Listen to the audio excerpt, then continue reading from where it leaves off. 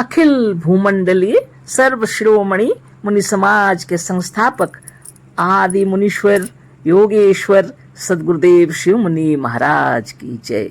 उपस्थित मुनि वृंद, साधु सज्जन वृंद, संत वृंद, साधक वृंद, आध्यात्म ज्ञान के जिज्ञासुओं और प्रेमियों, सभी श्रोता वृंद, आप सभी को मेरा कोटिशः नमन, सप्रेम जय जीव। तो आध्यात्मिक चर्चा चल रही है और हम लोग सदगुरुदेव शिव मुनि महाराज रचित ग्रंथ वेदांत सिद्धांत द्वितीय भाग के अंतर्गत आज अध्याय 19 पर चर्चा करेंगे। शीर्षक दिए हैं सदगुरुदेव शिव मुनि महाराज वेदांतियों के उपास्य देव महेश्वर की श्रेष्ठता, है ना। अभी पढ़ते हैं। यह प्रबल युक्ति व प्रमाणों से सिद्ध हो चुका कि महादेव आकाश तत्व के स्वामी हैं। अतः जैसे आकाश तत्वों में मुख्य, सब तत्वों का उत्पादक, सबसे बड़ा और सबका स्वामी है, उसी प्रकार महादेव भी इन ईश्वरों के मुख्य, सबके उत्पादक, सबसे बड़े और सबके स्वामी हैं, है ना। सदगुरुदेव शिव मुनि महाराज की जय। गुरुदेव कह रहे हैं यह प्रबल युक्ति व प्रमाणों से सिद्ध हो चुका कि महादेव आकाश तत्व के स्वामी हैं। पहले ही सिद्ध हो चुका है, पहले के अध्यायों में सबको मालूम हो गया। गुरुदेव कह रहे हैं अतः जैसे आकाश तत्वों में मुख्य, सब तत्वों का उत्पादक, जितने तत्व हैं उसमें आकाश तत्व मुख्य है और सभी तत्वों का उत्पादक है और सबसे बड़ा और सबका स्वामी है ना। उसी प्रकार महादेव भी इन ईश्वरों में, जितने जो 5 ईश्वर हैं उनमें मुख्य हैं, सबके उत्पादक, सबसे बड़े और सबके स्वामी हैं। आगे पढ़ते हैं। यदि कोई पक्षपात रहित होकर विचारे तो यह सिद्ध होने में कुछ बाकी नहीं है कि महादेव के सिवाय और कोई ईश्वर आकाश तत्व का स्वामी नहीं हो सकता। तो प्रबल युक्ति और प्रमाणों से गुरुदेव तो सिद्ध कर ही चुके हैं कि महादेव से बढ़कर और कोई है ही नहीं। सब 5 ईश्वरों में महादेव श्रेष्ठ हैं और आकाश तत्व सबका उत्पादक है ना। इसलिए इसी को बता रहे हैं, पक्षपात रहित होकर के अगर आप विचार करेंगे तो महादेव के सिवाय और कोई ईश्वर आकाश तत्व का स्वामी नहीं हो सकता, क्योंकि 3 ईश्वरों के तत्व जो हैं पीछे सिद्ध कर दिए गए हैं। तो तीनों ईश्वर के तो सिद्ध कर दिए ही गए हैं। अब आगे गुरुदेव बतला रहे हैं, आगे चलकर गणेश का तत्व वायु सिद्ध कर दिया जाएगा। तो आगे के अध्याय में गुरुदेव बतलाएंगे गणेश तत्व के जो स्वामी है वायु, वो सिद्ध कर दिया जाएगा। ये ईश्वर जिस जिस तत्व के स्वामी सिद्ध किए गए हैं, ये ईश्वर जिस जिस तत्व के स्वामी सिद्ध कर दिए गए हैं, वे उसी तत्व के स्वामी हैं। जैसे जल के स्वामी विष्णु जी, है ना। अभी वायु के स्वामी आगे बताए जाएंगे, है ना। पृथ्वी देवी की शक्ति है वो, है ना। कितनी बड़ी बातें हो गई हैं। और फिर यहाँ आकाश तत्व के स्वामी, और ये तो सभी तत्वों के स्वामी महादेव जी, है ना। वायु की सिद्ध कर देंगे आगे वाले सिद्ध माने अध्यायों में, है ना। तो गुरुदेव कह रहे हैं ईश्वर जो है, जितने 5 ईश्वर जो जिस जिस तत्व के स्वामी सिद्ध किए गए हैं, वे उसी तत्व के स्वामी हैं। कोई इसके विरुद्ध इतना प्रबल प्रमाण नहीं दे सकता, कोई भी इसके विरुद्ध में इतना प्रबल प्रमाण नहीं दे सकता। अतः महादेव पूर्वोक्तानुसार आकाश के ही स्वामी हैं। और इसलिए गुरुदेव कहते हैं पहले के अनुसार आकाश के स्वामी महादेव जी ही सिद्ध हुए। और आकाश तत्व का स्वामी होने से सिवाय महादेव के और कोई दूसरा ईश्वर श्रेष्ठ नहीं हो सकता। तो आकाश तत्व के स्वामी महादेव ही हैं, उससे दूसरा कोई ईश्वर उससे श्रेष्ठ नहीं हो सकता, वही सर्वश्रेष्ठ हैं।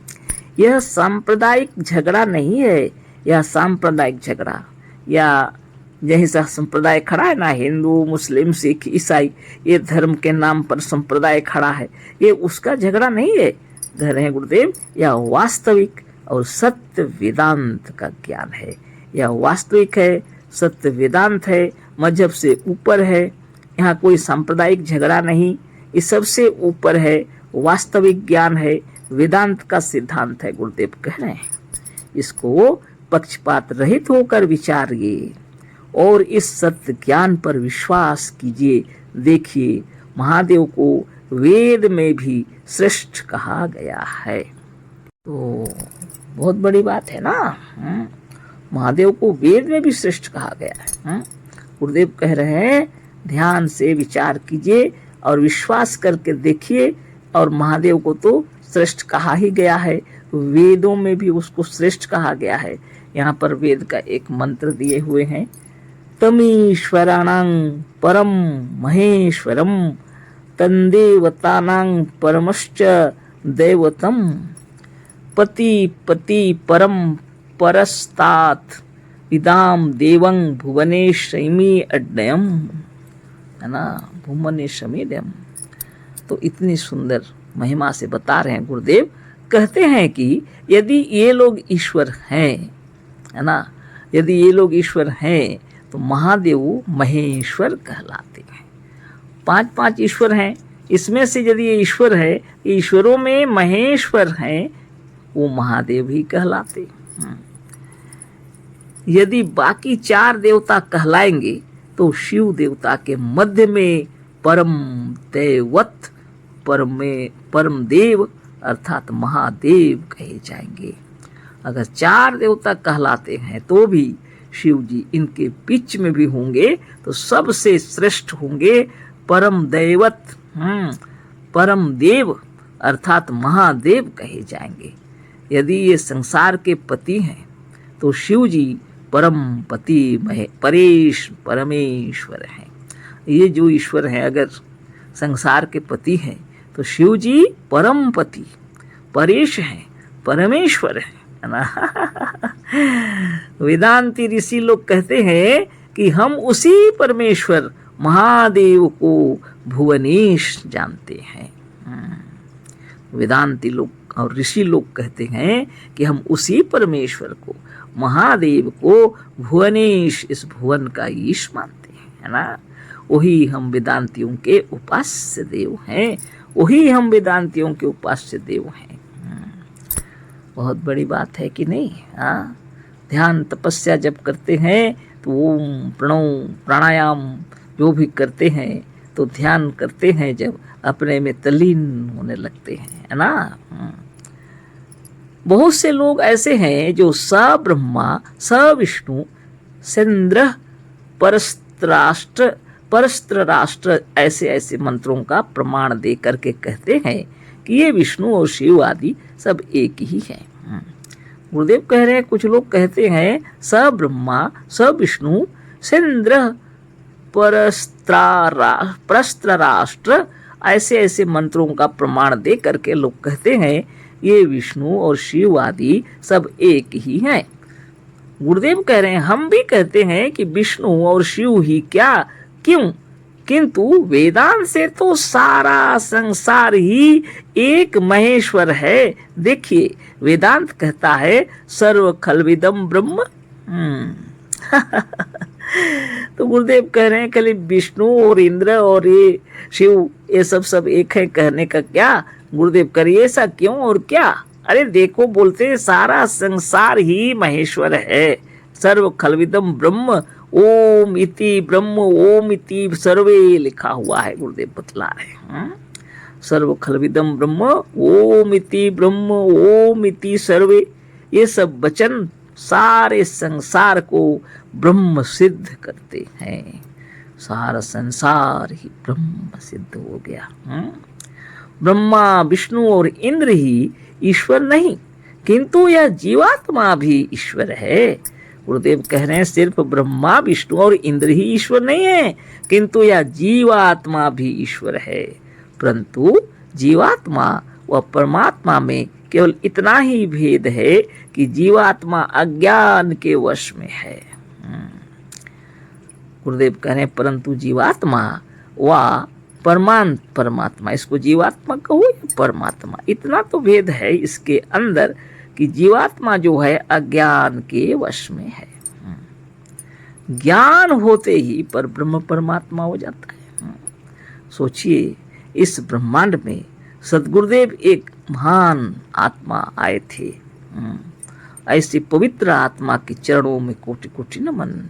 ऐसे पवित्र आत्मा की जय, सद्गुरुदेव शिवमुनि महाराज की जय, जिन्होंने जपने के लिए कहा, क्या कहा, हम हैं अमर निरोग हैं, हम सर्वशक्तिमान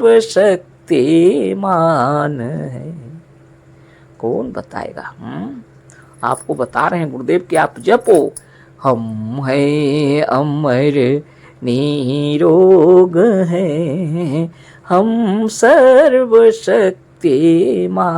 हैं। क्योंकि आपको ज्ञान हुआ नहीं है अभी, आप अज्ञान में है अभी, है ना, आप अपने को जानते नहीं है। इसीलिए हम मंत्र बतला रहे हैं गुरुदेव कि आप अपने स्वरूप को जानिए कि आप कौन है ना, अमर है, निरोग हैं आप, सर्वशक्तिमान हैं आप। बहुत बड़ी शक्ति गुरुदेव दे करके गए। ये जीवात्मा अज्ञान में है और परमात्मा ज्ञान से युक्त है ना। यही जीवात्मा ही वास्तव में परमात्मा है, लेकिन ज्ञान नहीं होने के कारण खुद को जानता नहीं। ज्यों ज्यों योग साधन करेंगे आप, ज्यों ज्यों मंत्रों का जाप करेंगे आप, तो आपके अंदर में परम ज्ञान हो जाएगा, है ना, क्योंकि आप वही हैं। अभी तो जपना ही पड़ेगा, है ना। बिना जपे ज्ञान होगा भी नहीं। जपना है, चक्र भेदन करना है, प्रणव करना है, प्राणायाम करना है, जिसको प्राणोपासना कहते हैं, तब आपके अंदर में परम ज्ञान उत्पन्न हो जाएगा। आपको फिर क्या कहना, अपने आप में मगन हो जाएंगे आप, है ना। इसी को गुरुदेव कह रहे हैं, परंतु जीवात्मा व परमात्मा में केवल इतना ही भेद है कि जीवात्मा अज्ञान के वश में है, परंतु ईश्वर परम ज्ञानवान होकर अज्ञान व माया को वश में किए है। जब आप ज्ञानवान हो जाएंगे, सचमुच परमेश्वर हो जाएंगे आप, तो क्या हो जाएगा, जितना माया है सब आपके वश में आ जाएगा, है ना। सब आपके अधिकार में आ जाएगा। इस संसार में किसी भी क्षेत्र में जो मनुष्य है, क्या है उसके अंदर, काम, क्रोध, लोभ, मोह, आलस्य और प्रमाद, ये शत्रु भी हैं, ये मित्र भी हैं, ये गुण भी हैं जीव का।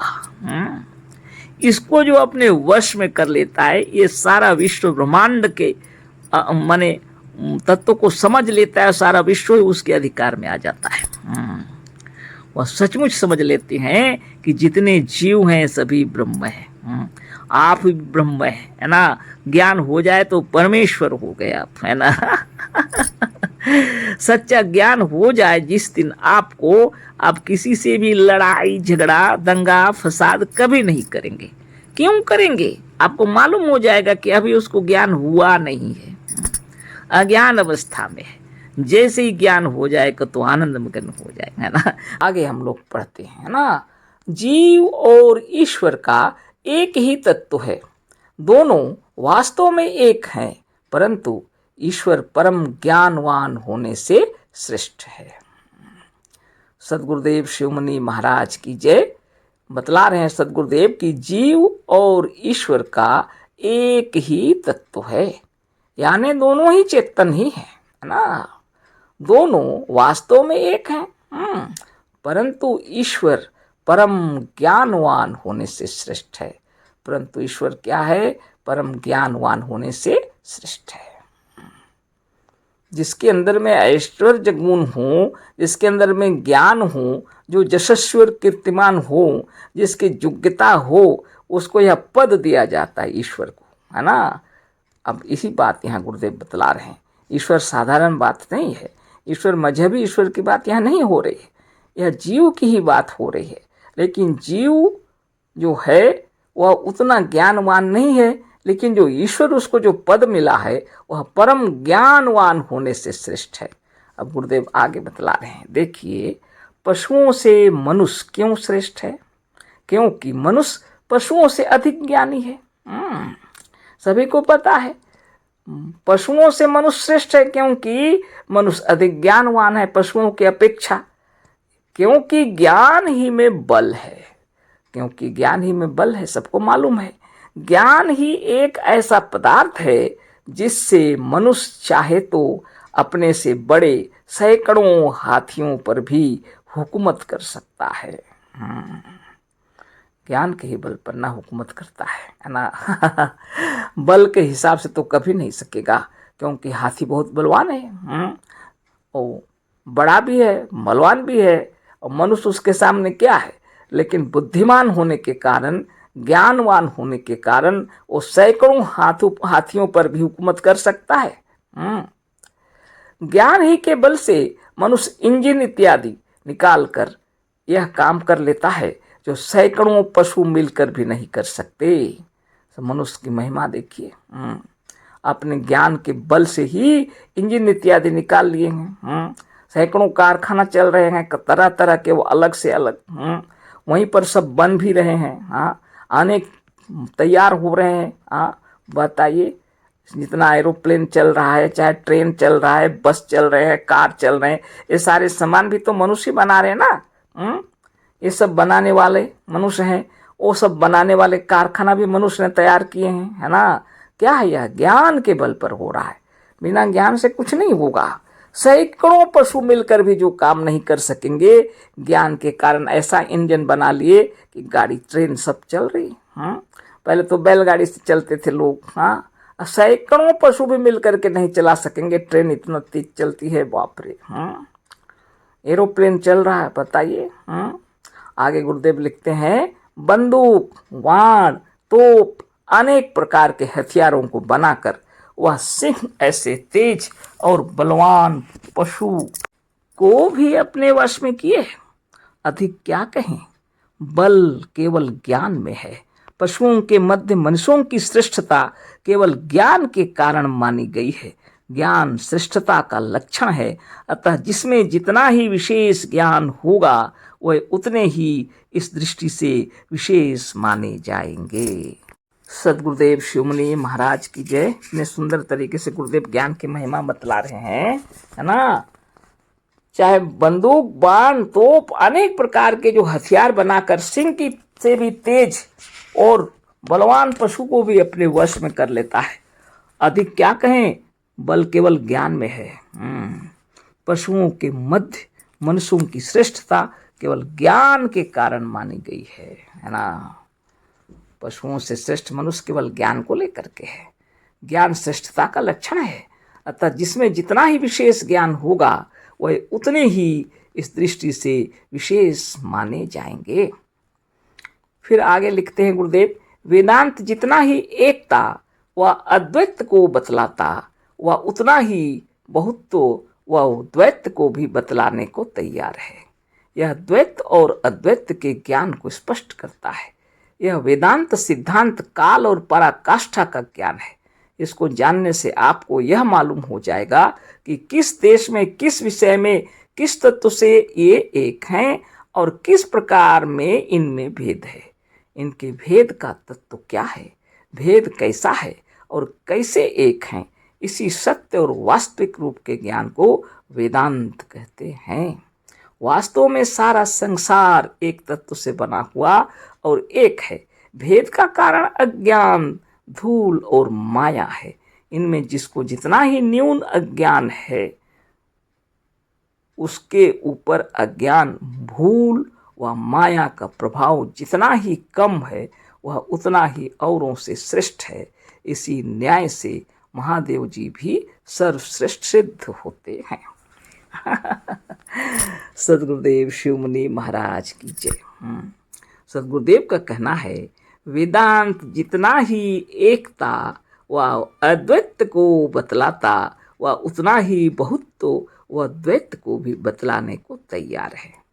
अद्वैतवाद का ज्ञान तो वेदांत के अंदर है ही, लेकिन बहुत्व और द्वैत को भी बतलाते हैं। इतना विशाल संसार है, कितने प्रकार के जीव जंतु, पशु पक्षी, पेड़ पौधे, हर चीज है ना यहाँ। इतना विशाल संसार आप देख रहे हैं। और गुरुदेव के कहने के हिसाब से सर्व खलविदम ब्रह्म। वेदांत कह रहा है कि सब कुछ एक ही से उत्पन्न हुआ है, सभी ब्रह्म है, ब्रह्ममय है सब। हाँ, लेकिन इतना जो है द्वैत है, बहुत तो है, सब कुछ है। इसको समझने के लिए गुरुदेव कह रहे हैं वेदांत की आवश्यकता है।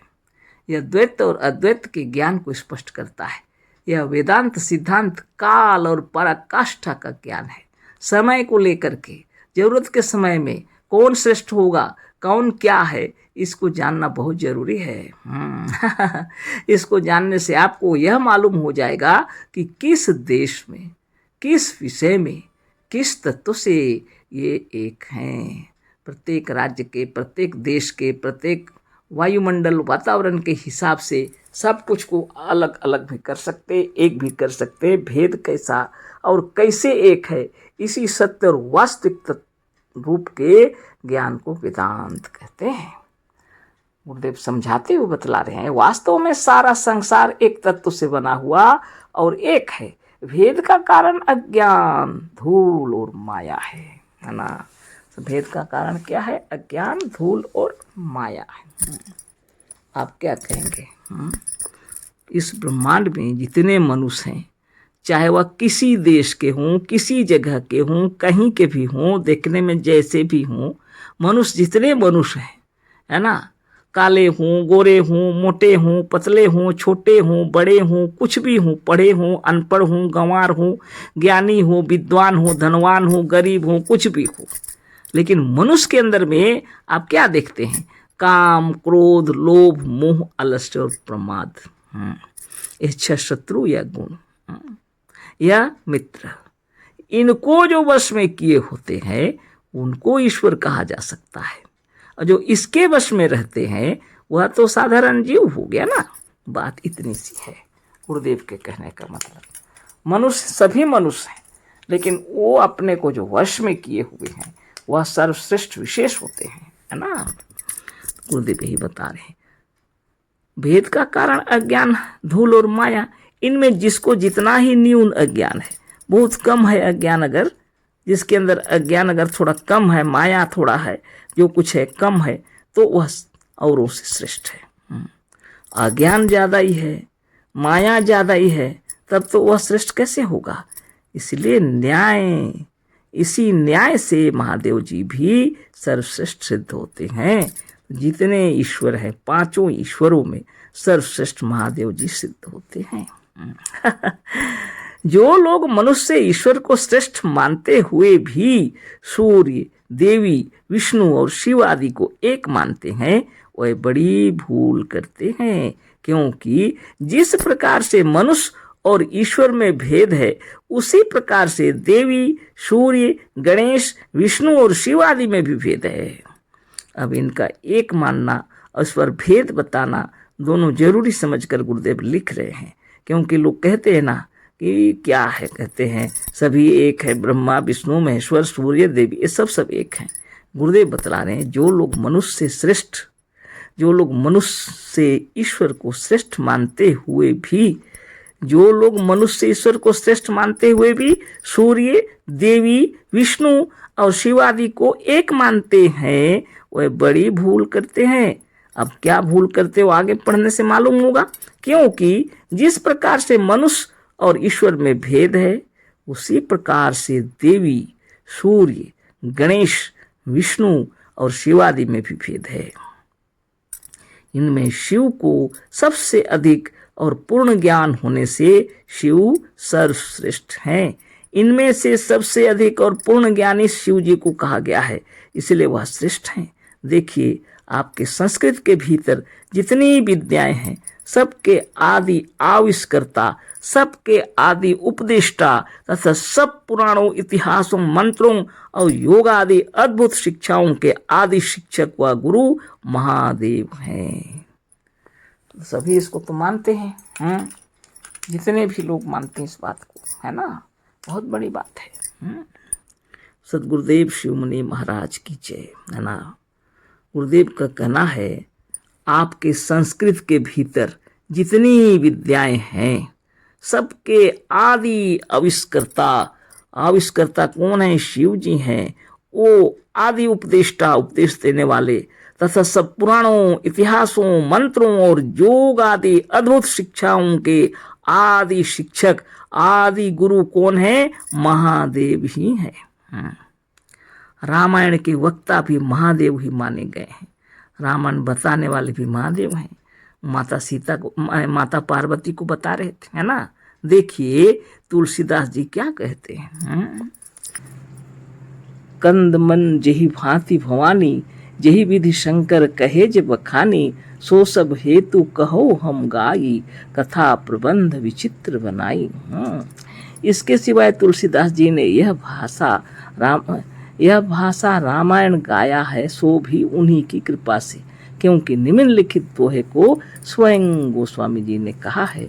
सपने हूँ सांचे मोही पर, जोहर गौरी पसाऊ, तो फुर हो ही जो कहूँ मैं भाषा मणित प्रभाव। देखिए भारतवर्ष में जितने तंत्र मंत्र प्रचलित हैं उनमें भी महादेव ही का नाम लिया जाता है और उनके आविष्कर्ता भी महादेव ही माने जाते हैं। इतने तक पढ़े थे। आगे अब हम लोग पढ़ते हैं। इसको तुलसीदास जी भी स्वीकार करते हैं। कली विलो की जगहित हर गिरिजा, सावर मंत्र जाल निज सिरिजा, अनमिल आखर अर्थ ना जापू, प्रगट प्रभाव महेश प्रतापू। यह बात किसी विद्वान से छिपी नहीं है कि संस्कृत विद्या सब विद्याओं से पुरानी और सबकी जननी है।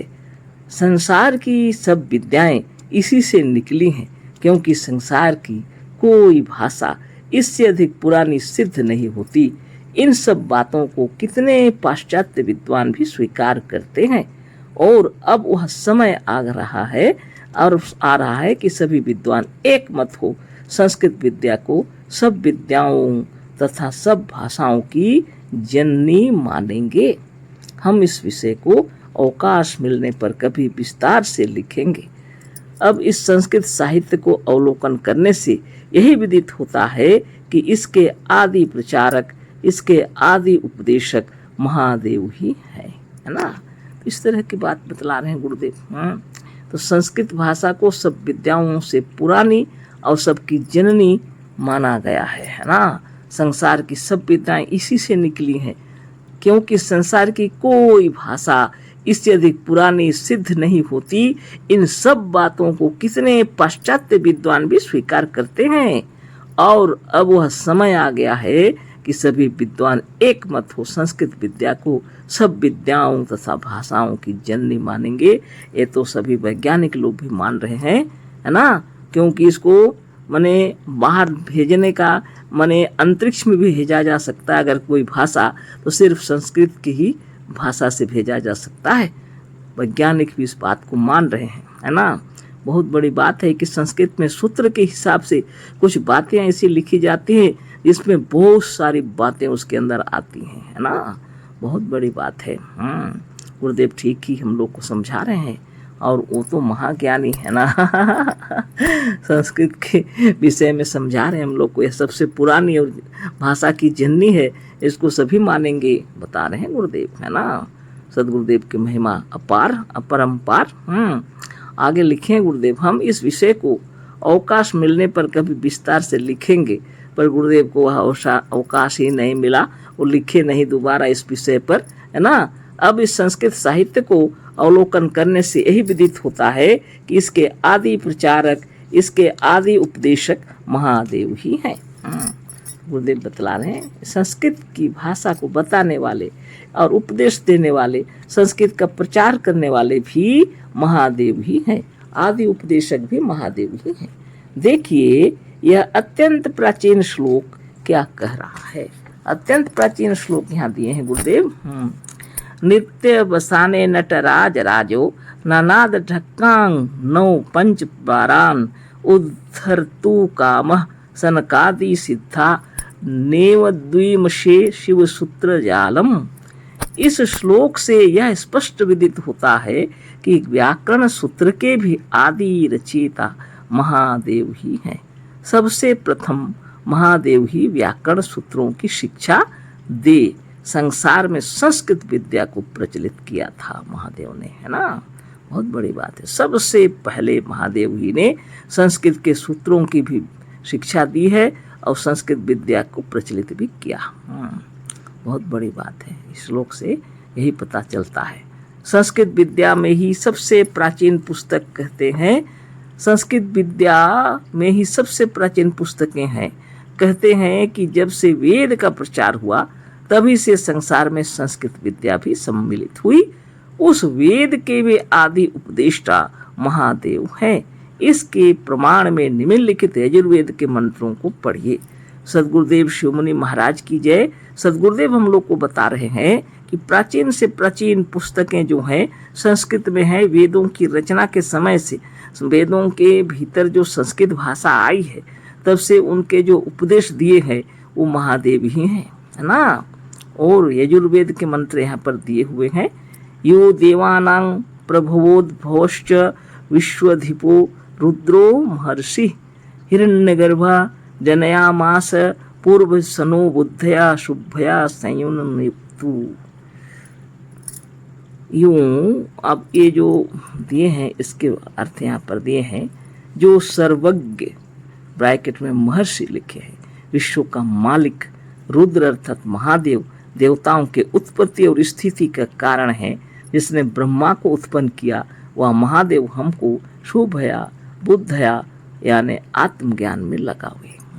यह मंत्र किया गया है कि वो महादेव जी है ना, जिनको महर्षि कहा जाता है, जिनको सर्वज्ञ विश्व का मालिक कहा जाता है, रुद्र महादेव देवताओं की उत्पत्ति और स्थिति के कारण है, जिसने ब्रह्मा को उत्पन्न किया, वह महादेव हमको शुभया बुद्धया यानी आत्मज्ञान में लगावे। बताइए हम लोग कितने महान हैं, कितने धन्य हैं और सद्गुरुदेव के सत्य ज्ञान को समझ गए। और हम लोग नित्य योगाभ्यास करना चाहिए, क्योंकि यही वह मार्ग है जिससे ब्रह्म ज्ञान प्राप्त होगा, है ना। ऐश्वर्यशील होंगे आप, समस्त ज्ञान आपके अंदर में जो छिपे हुए हैं वो आपके भीतर से प्रज्वलित होंगे, प्रकाशित होंगे, है ना। इसीलिए गुरुदेव इन किताब को लिख करके हम लोग के सुप्त आत्मा को जगा रहे हैं, है ना। हमारी आत्मा को, आपकी आत्मा को मने जगा रहे हैं और ये मंत्र से बता रहे हैं कि हमारे अंदर में शुभया बुद्धया आत्मज्ञान आवे, वह गुरु की कृपा से, है ना। यह गुरुदेव कौन है? यह महादेव सर्वज्ञ महर्षि, है ना। महादेव इनको कहा गया। हम तो कहते हैं हमारे सद्गुरुदेव ही आदि योगी भी हैं, वास्तव में ऐसा ही प्रतीत होता है ना। उन्होंने कहीं कहीं लिखा भी है ना, लाखों वर्षों के बाद हमको आना पड़ा कह के, है ना। कितनी बड़ी बात है यह समझाने के लिए। और बहुत हम ही लोग के लिए इतने किताबों का अध्ययन करना पड़ा और बताना पड़ा, यहाँ ये लिखा, यहाँ ये लिखा है। हमारे कुछ मुनिजन समझ नहीं पाते हैं और सोचते हैं ये पातंजलि योग दर्शन शास्त्र को देख करके गुरुदेव योग साधन सिखाए हैं। इतनी बेवकूफ़ी नहीं होनी चाहिए, है ना। वो हम लोग को बताने के लिए योग दर्शन शास्त्र सबको हम लोग को बताए, यहाँ लिखा है, यहाँ ये लिखा है, यहाँ ये लिखा है। ये तो यहाँ दिखा हुआ है, देखिए इसी मंत्र के अंदर, है ना। इनको महर्षि सर्वज्ञ कहा गया है। विश्व का मालिक रुद्र अर्थात महादेव देवताओं के उत्पत्ति और स्थिति का कारण, है ना। बहुत बड़ी बात है, साधारण बात थोड़ी ना है। तो इस तरह से समझदारी से नित्य साधन किया जाए, यह आत्मज्ञान सर्वश्रेष्ठ है। आगे लिखते हैं, यो ब्राह्मणम विदधाति पूर्वयो वै वेदाश्य प्रहिणोति तस्मै तंग देव मात बुद्धि प्रकाशं मुमुर्षुर्वे शरणमहं प्रपद्ये। जिसने प्रथम ब्रह्मा को उत्पन्न कर वेदों का उपदेश दिया, देवांश्च महिनोति तस्मै, जिस देव ने वेदांत ज्ञान व आत्मज्ञान आत्म बुद्धि प्रकाश बुद्धि का उपदेश दिया, उस देव महादेव के शरण में हम मुमुक्षु लोग प्राप्त होते हैं। कितनी बड़ी बात है, सोच लीजिए, विचार कर लीजिए। बहुत बड़ी बात है, हाँ। जिसने प्रथम ब्रह्मा को उत्पन्न कर वेदों को का उपदेश दिया, वेदांश्च मोहिनोति तस्मै ब्रैकेट में लिखे हैं। जिस देव ने वेदांत ज्ञान का आत्मज्ञान जिसको लिखे हैं ब्रैकेट में आत्म बुद्धि प्रकाश आत्मज्ञान, है ना, का उपदेश दिया, उस देव महादेव के शरण में हम मुमुक्षु लोग प्राप्त होते हैं, है ना। ऐसे महात्मा के चरणों में हम मुमुक्षु लोग ही प्राप्त होते हैं। इसको इच्छा नहीं होगी, वो कहाँ से जाएगा। साधन करने की या ज्ञान प्राप्त करने की इच्छा भी होनी चाहिए, जिज्ञासा भी होनी चाहिए। जो जिज्ञासु होंगे वही जाएंगे ना। ब्रह्म ज्ञान का उपदेश देने सद्गुरुदेव आए थे। और अभी भी यह ब्रह्म ज्ञान उनकी किताबों को पढ़ करके भी और हम लोग बताते रहे हैं और नित्य योगाभ्यास भी करते हैं। ऐसा नहीं है कि सिर्फ बता रहे हैं, है ना। योगाभ्यास नित्य करते हैं, गुरु की कृपा से जो प्राप्त हुआ है वह नित्य दिन करते हैं। और निरंतर हम लोग की उन्नति होती रही है, आगे भी बढ़ते रहे हैं, है ना। तो आगे फिर पढ़ते हैं। आप लोग सभी योगाभ्यासी हैं, करते रहिए योग, ध्यान, तप, तपस्या और आत्मज्ञान सर्वश्रेष्ठ है, यह अपने आप मालूम हो रहा है ना। इसके पहले मंत्र से यह स्पष्ट विदित होता है कि रुद्र ने ही ब्रह्मा को उत्पन्न किया। अभी जो मंत्र पढ़े उसमें पहले मंत्र से पता होता है कि रुद्र ने ही ब्रह्मा को उत्पन्न किया। दूसरा मंत्र इस बात का स्पष्ट साक्षी है कि रुद्र यानी महेश्वर ही ने ब्रह्मा को पहल वेदों का ज्ञान दिया। इसी से देवों ने महादेव जी को सर्व विद्याओं का ईश्वर माना है। निश्चित बात है। देखिए, निम्नलिखित वेद मंत्र इस बात को स्पष्ट रूप में कह रहे हैं। अब वेद के मंत्र से भी समझा रहे हैं। आगे वेद मंत्र पढ़ लेंगे तो आपको पता लग गया कि सद्गुरुदेव शिरोमणि महाराज जो आए हैं धरती में, इसी ज्ञान को बताने के लिए आए थे।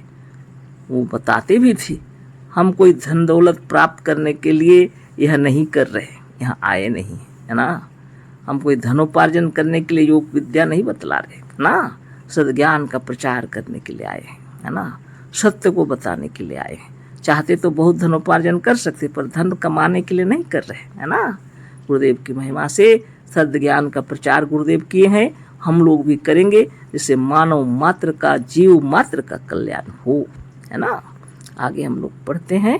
आगे क्या पढ़ेंगे, समय तो हो गया, पर इस मंत्र को पढ़ देते हैं, है ना। यह मंत्र पढ़ करके कल फिर बातें करेंगे।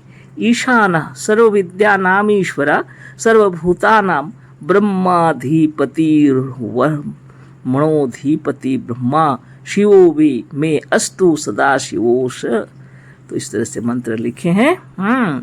तो जो ओंकार स्वरूप श्रेष्ठ, ब्रैकेट में ब्रह्मा दिए हैं, श्रेष्ठ माने ब्रह्मा, सदा शिव सब विद्याओं के रचयिता या मालिक हैं। ईशान सर्व विद्या नाम, मतलब इसका ब्रैकेट में जो है सब विद्याओं के रचयिता और मालिक, जो सब प्राणियों के तथा सर्वभूतों के भूता नाम ईश्वर है। सभी प्राणियों के और सर्वभूतों के मतलब भूता नाम भूतों के ईश्वर हैं, जो ब्रह्मा के पति तथा ब्रह्म ज्ञानियों के भी उपास्य देव व पति हैं, यानी अधिपति। इनको लिखे हैं, ओए महादेव हमारे लिए कल्याणकारी हों, है ना। इस मंत्र से स्पष्ट विदित होता है कि महादेव सब विद्याओं के ईश्वर और रचयिता हैं। यह सर्वथा यथार्थ है, क्योंकि सब विद्याएं इसी वेद और संस्कृत विद्या से निकली हैं और इस वेद तथा संस्कृत के आदि प्रचारक व गुरु अनेक प्रकार के छानबीन से महादेव ही सिद्ध होते हैं। अतः महादेव ही सर्वज्ञ हैं, यह निर्विवाद सिद्ध होता है, इसमें कुछ संदेह नहीं। सर्वज्ञ होने के कारण हमने जो महादेव को देवी, सूर्य, विष्णु से और गणेश से श्रेष्ठ कहा है वह सिद्ध हो जाता है। महादेव की श्रेष्ठता में कुछ पक्षपात नहीं। आगे हम लोग पढ़ते हैं। महादेव की श्रेष्ठता में कुछ पक्षपात नहीं है, विचारिए। वेदांत का उच्च ज्ञान यही उपदेश दे रहा है। यहाँ वेदांत की बातें हो रही हैं और यहाँ यजुर्वेद से यहाँ पर सूत्र दिया हुआ है। यजुर्वेद अध्याय 3 मंत्र 60। त्रयंबकम यजामहे सुगंधिम पुष्टिवर्धनम उर्वारुकमिव बंधनान मृत्योर्मुक्षीय मामृतात्। अब इसके विषय में गुरुदेव बतला रहे हैं, कितने सुंदर तरीके से यजुर्वेद के इस सूत्र में भी वही बात लिखी हुई है ना। यह यजुर्वेद का मंत्र है। इससे भी यह सिद्ध होता है कि महादेव सर्व देवों में श्रेष्ठ है, क्योंकि उपरोक्त वेद के मंत्र में महादेव को त्रयंबकम कहा है। त्रयाणां विष्णु सूर्य गणेशानायंबकम पित्रम त्रयंबकम। जो विष्णु, सूर्य और गणेश इन तीनों ईश्वरों का पिता है उसे त्रयंबक कहते हैं। अम्बा माता को कहते हैं, यह सभी जानते हैं। यदि अम्बा में से स्त्रीलिंग प्रत्यय आ निकाल दिया जाए तो अम्ब शब्द सिद्ध होगा। अम्बा मानी माता, तो अम्ब मान शब्द का अर्थ पिता होगा। इस तरह से बतलाए हैं गुरुदेव, है ना। त्रयंबकम का अर्थ बतला रहे हैं। त्राणायाम विष्णु, सूर्य, गणेश ये तीनों के पिता हैं जो उनको त्रयंबक कहते हैं। विष्णु, सूर्य और गणेश इन तीनों ईश्वरों के पिता, उसे त्रयंबक कहते हैं। अम्बा माता को कहते हैं, सभी जानते हैं, लिखे गुरुदेव। अम्बा में स्त्रीलिंग शब्द आ प्रत्यय लगा हुआ है ना। इस आ प्रत्यय अगर हटा दिया जाए तो अम्बा में अम्ब बच जाएगा। अम्ब मतलब पिता लग रहे हैं, है ना। और इसमें अगर क प्रत्यय लगाने से अम्बक अर्थ भी पिता ही होगा। अतः त्रयंबक का उपरोक्त अर्थ निर्विवाद सिद्ध होता है, यानी तीनों के पिता हैं। विष्णु, सूर्य और गणेश के पिता त्रयंबक मने कहते हैं महादेव जी हैं, है ना। इस तरह की बात हो गई। आगे प्रश्न, महादेव जबकि तीन ही ईश्वरों के पिता हैं तो औरों का पिता कौन है? प्रश्न पूछ रहे हैं कि महादेव जबकि तीन ही ईश्वरों के पिता हैं तो औरों का पिता कौन है? उत्तर दे रहे हैं, और कोई हुआ ही नहीं। और कहाँ से है कोई? कह रहे हैं इन पांचों ईश्वरों में एक महादेव ही हैं जो सबके पिता हैं। बाकी देवी सो महादेव की स्त्री मानी जाती हैं, उनके पिता महादेव कहला नहीं सकते, है ना। तो अब तो सबको साफ साफ मालूम हो गया कि यहाँ पर जो लिखे हैं सूर्य, विष्णु और गणेश जी के पिता हैं शिव जी, यानी महादेव। तो यहाँ पूछ रहे हैं प्रश्न कि अगर ये तीनों के पिता हैं और सबके पिता कौन हुए? और तो कोई बचा ही नहीं, स्वयं तो वो हैं ही, और एक जो है वो तो देवी हैं जिनको महादेव की स्त्री माना जाता है। अब उनको कैसे उनका पिता वो बनेंगे, है ना। अतः विष्णु, सूर्य और गणेश इन्हीं तीनों के पिता शिव भी हैं, और इन तीनों के पिता होने से महादेव सबके पिता हैं और सबसे श्रेष्ठ हैं। देखिए आकाश भी जो महादेव का तत्व है वह सबका पिता है। इसी तरह से बतला रहे हैं गुरुदेव कि आकाश भी जो है महादेव का तत्व है, वह सबका पिता है, जहाँ से सब उत्पन्न हुए, है ना। अब आगे सदगुरुदेव लिख रहे हैं, ईसा मसीह महादेव ही को बारंबार पिता कहे हैं। अब लीजिए बाइबल की बातें आ रही हैं। अब ये तो हम लोग पहली बार हम यहाँ सुन रहे हैं।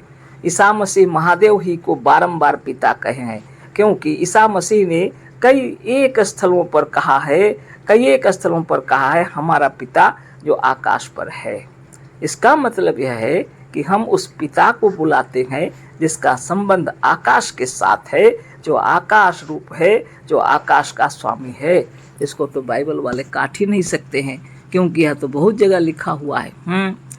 ईसा मसीह महादेव ही को बारंबार पिता कहे हैं, यहाँ गुरुदेव कह रहे हैं, क्योंकि ईसा मसीह ने कई एक स्थलों पर कहा है हमारा पिता जो आकाश पर है। वाह, बहुत बड़ी बात है ना। इसका मतलब यह है कि हम उस पिता को बुलाते हैं जिसका संबंध आकाश के साथ है, जो आकाश रूप है, जो आकाश का स्वामी है। तो ईसा मसीह भी उसी को, शिव जी को ही मान रहे हैं, महादेव को ही मान रहे हैं, क्योंकि वो आकाश में है, जो आकाश के उनके पिता हैं। बहुत बड़ी बात, सुनी के शब्दों में, है ना, बहुत सुंदर लिखा हुआ, हमारा पिता जो आकाश पर है। बहुत बड़ी बात है ना। धन्य धन्य सदगुरुदेव शिवमुनि महाराज की जय। आगे पढ़ते हैं। जो आकाश रूप है, जो आकाश का स्वामी है। आकाश का स्वामी कौन है? आकाश का किस ईश्वर के साथ संबंध है? सबको हमने पहले प्रमाण के साथ सिद्ध कर दिया है। आकाश का स्वामी तो शिव जी है ना, महादेव जहाँ हो, जो भी लिखिए। इसी प्रकार पिता शब्द भी किसके लिए आएगा? पिता भी शिव जी ही हो गए, और ये 5 तत्व हैं, इन पांचों तत्वों के ईश्वर हैं, उसमें एक देवी है तो वो खुद भी एक तत्व हैं, और फिर 3 तो हो ही गए, सूर्य, गणेश और क्या विष्णु है ना, इन तीनों के वो पिता हैं। और देवी तो पृथ्वी है, और स्वयं तो वो स्वयं ही एक तत्व हैं, आकाश तत्व उनके अधिकार में है। वो स्वयं शिव जी हैं, मालिक है ना। तो इस तरह से विचारने पर देख रहे हैं हम लोग कि वो सबके पिता तो ही हो गए। इस प्रकार विचारने पर विदित होता है कि महादेव ही को ईसा मसीह ने पिता कहा है, दूसरे को नहीं। अब लीजिए, ईसा मसीह ने महादेव को ही पिता कहा है, किसी दूसरे को नहीं। एक किताब तो हम पहले कभी पढ़े नहीं थे, तो अभी हम पढ़े तो अब पता चला। वाह, बहुत बड़ी बात है। अब प्रश्न है, ईसा मसीह ने महादेव को आसमान पर क्यों कहा? क्या वो और जगहों पर नहीं है? उत्तर, उसका मतलब यह नहीं है कि वो और जगह पर नहीं है, वो आसमान ही पर है, वो आसमान पर सवार है, अर्थात वह आसमान को वश में किए हैं। आसमान सब जगह पर है और सब में है। इसे हम प्रथम खंड के 13वें अध्याय में सिद्ध कर चुके हैं, उसे वहाँ पर देख लीजिए। अतएव आकाश से संबंध रखने वाला, उसको वश में करने वाला, आसमान का पिता सब में है, आसमान का पिता सब में और सब जगह पर है। ऐसा कोई स्थान नहीं जहाँ पर कि वह नहीं है। प्रश्न भी बहुत अच्छा, उत्तर भी वैसा ही है। उस प्रश्न फिर से, ईसा मसीह ने महादेव को आसमान पर क्यों कहा? क्या वह और जगहों पर नहीं है? उत्तर दे रहे हैं, उसका मतलब यह नहीं है कि वह और जगह पर नहीं है। आसमान तो सभी जगह है, आकाश तो सब जगह है सभी, लेकिन उनका कहना है कि जो आकाश पर सवार हैं, यानी जिसके अधिकार में है आकाश, जिन्होंने आसमान को अपने वश में किया है, जो आसमान के पिता हैं, उनका कहने का मतलब है ना जो सब जगह है। वो प्रथम खंड देख लीजिए, 13वें अध्याय गुरुदेव लिखे हैं, पढ़ लीजिए वहाँ पर। तो आते हुए आकाश से संबंध रखने वाला, उसको वश में करने वाला, आसमान पर का पिता सब में और सब जगह पर है। साधारण बात थोड़ी है, ऐसा कोई स्थान नहीं जहाँ पर कि वह नहीं, तो सब जगह पर है। आसमान पर का पिता यानी आकाश को वश में करने वाले शिव जी है ना, और इसी को महादेव कहते हैं, है ना, जिसको ईसा मसीह ने अपना पिता बतलाया। बहुत बड़ी बात। बाप रे, तो अद्भुत बात है। आगे पढ़ते हैं। इसी से प्रायः लोग ईश्वरोपासना करते समय आकाश की ओर ऊपर को दृष्टि करते हैं। आसमान तो सब जगह है, लेकिन सबको इतना पता नहीं रहता। लोग आकाश बोलने से ऊपर ही देखते हैं, है ना। सही बात है। इसी से प्रायः लोग ईश्वरोपासना करते समय आकाश की ओर ऊपर की को दृष्टि करते हैं। जब ईश्वर की उपासना करते हैं तो लोग क्या करते हैं, एक बार आकाश की ओर ऊपर की ओर देखते हैं। क्योंकि नीचे की अपेक्षा ऊपर की ओर मनुष्यों को माया वश, है ना, माया में है ना, आकाश विशेष रूप में दिखता है। ये सब जगह के आकाश को नहीं जानते हैं, ऊपर देखते हैं। मायावश ऊपर जो आकाश है उसी को समझते हैं। ऊपर आकाश मतलब खाली स्थान, यह भी इतने लोगों को मालूम नहीं। आकाश बोलने से ऊपर देखते हैं। आकाश विशेष रूप में दिखता है ऊपर ही, मायावश, है ना। अतः आकाश की ईश्वरीय आकर्षण शक्ति उपासकों की भावनाओं के अनुसार उन्हीं दृष्टि को ऊपर की ओर विशेष प्रकार से खींचती है ना। उनकी दृष्टि को ऊपर की ओर विशेष प्रकार से खींचती है। मायावश ये लोग ऊपर की ओर देखते हैं, आकाश को ऊपर देखते हैं, और मायावश इनकी आंखें ऊपर उठ जाती हैं। अतः आकाश की ईश्वरीय आकर्षण शक्ति उपासकों की भावना के अनुसार उनकी दृष्टि को ऊपर की ओर विशेष प्रकार से खींचती है, और उपासक भक्त ऊपर को देखता है। यह सब गुप्त भेद है जिसे ऋषियों और महात्माओं ने विशेष प्रकार से जाना है। यह सब बहुत ही गुप्त भेद है जिसे ऋषियों ने और महात्माओं ने ना इस गुप्त भेद को जाना है, क्योंकि वो बहुत विशेष उपासना करते हैं, और उपासना से, अपने आत्मबल से, अपने तपोबल से उनको इन रहस्यों का पता चला, जिसे ऋषियों और महात्माओं ने विशेष प्रकार से जाना है। वही उच्च ज्ञान आज आप लोगों के लिए प्रकाशित किया गया है। इन सब बातों से महादेव ही परमेश्वर सिद्ध होते हैं। वही उच्च ज्ञान को आज आप लोगों के सामने प्रकाशित किया गया है, गुरुदेव लिख रहे हैं। और इन सब बातों से सिद्ध होता है कि महादेव ही परमेश्वर सिद्ध होते हैं। इन्हीं की उपासना पूर्व काल में विशेषकर प्रचलित थी। पूर्व काल में इन्हीं की उपासना विशेष रूप से प्रचलित थी। इसी से प्राचीन काल के शिवालय अधिक पाए जाते हैं। इसलिए प्राचीन काल के शिवालय अधिक पाए जाते हैं। ठाकुर द्वारे तो विशेषकर 300 वर्ष से अधिक के हैं। ठाकुर द्वारे तो विशेषकर 300 वर्ष से अधिक के, जिस समय किताब लिख रहे थे उस समय की बात है ना। अभी तक कितना भी हुआ होगा, फिर भी वह शिवलिंग शिवालय की माने प्राचीन काल में जो शिवालय पाए गए हैं, स्थापित किए, उससे बाद की है ठाकुर द्वारे, है ना। ठाकुर द्वारों से अधिक पुराने बौद्ध मत के प्राचीन है। ठाकुर द्वारों से अधिक पुराने तो बौद्ध मत के मंदिर है। और शिवालय यही नहीं किंतु वे और देशों के भी पुराने खंडहरों में पाए जाते हैं। और शिवालय तो यही नहीं किंतु और देशों के पुराने खंडहरों में भी पाए जाते हैं। सबको मालूम है। मक्के में शिवलिंग वर्तमान है, जिसे मुसलमान लोग जन्नत का पत्थर कहकर चूमते हैं। और शिवलिंग तो मक्के में भी है, जिसको मुसलमान लोग जन्नत का पत्थर कहकर चूमते हैं। अब लीजिए, बहुत बड़ी बात हो गई। ईसा मसीह आसमान के पिता को अपना पिता बतला रहे हैं, यानी महादेव ही उनके पिता हुए। और मक्का जाते हैं लोग, मुसलमान लोग हज करने के लिए तीर्थ जाते हैं। वहाँ पर जो शिवलिंग है उसको जा करके वो लोग चूमते हैं। बताइए, जन्नत का पत्थर कह करके। तो क्या भिन्नता हुई? सभी तो एक ही आत्मा को ही मान रहे हैं। शिव जी को मलय करता हर एक पुराणों ने माना है। शिव जी को मलय करता हर एक पुराणों ने माना है। मलय कहते हैं एक ऐसी हवा जो बहुत सुंदर आत्मा को हर्षित कर दे। बहुत सुंदर मलय करता कहें शिव जी को, जो आनंद प्रदान करने वाले हैं। देखिए, आपके मकान पर सफेदी जो चाहे कर सकता है। आपके मकान पर कोई भी आके चूना उना लगा देकर सफेदी कर सकता है। जो चाहे आपके मकान की रक्षा, मरम्मत और पालन आदि कर सकता है। पर गिराने का व बेचने का किसी को अधिकार नहीं। आपके मकान को आप साफ सफाई करने के लिए बुला सकते हैं, चूना दिला सकते हैं, सफाई करा सकते हैं, मरम्मत करा सकते हैं, सब कर देगा। लेकिन आपके मकान को गिराने का किसी को अधिकार नहीं है, कि आपके मकान को बेचने का भी किसी को अधिकार नहीं है। अर्थात नाश का अधिकार स्वामी ही को है। आप चाहेंगे जब घर को गिराएंगे, नया बनाएंगे, वो आपके ऊपर है। धन्य धन्य सद्गुरुदेव शिवमुनि महाराज की जय। बाप रे बाप। अर्थात नाश का अधिकार भी सिर्फ स्वामी ही को है। जो मालिक है वही नाश कर सकता है।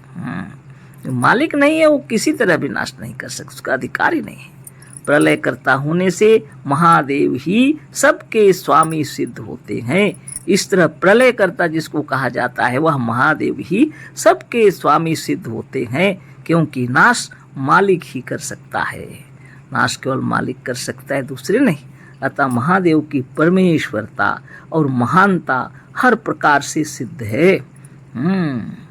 इससे मालूम हो गया हम लोगों को कि महादेव की परमेश्वरता वही परमेश्वर है, महानता वही श्रेष्ठ है, हर प्रकार से सिद्ध हो गया। परमेश्वर, महेश्वर और परमात्मा महादेव ही के नाम है ना। महेश्वर बोलिए, परमात्मा बोले, महादेव बोलिए, ये सब महेश्वर ही, परमात्मा, महादेव ही के नाम है ना।